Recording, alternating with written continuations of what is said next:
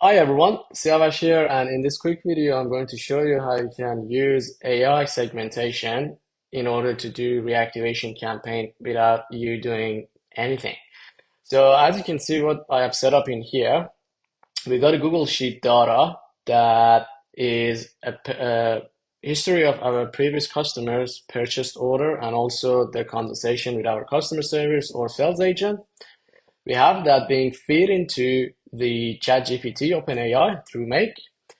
And then as you can see, we have a router that in this simple case, it looks at the purchase history and also the conversation that they have, and it decides whether the sentiment was positive or negative.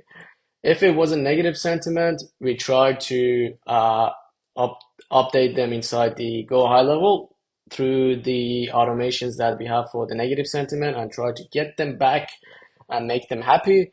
And then if the sentiment was positive about the product, we try to run them through another automation inside Go High Level, which actually do an upsell and also ask them for review and referral as well. So as you can see, you can easily manage all of these data using an automation and AI.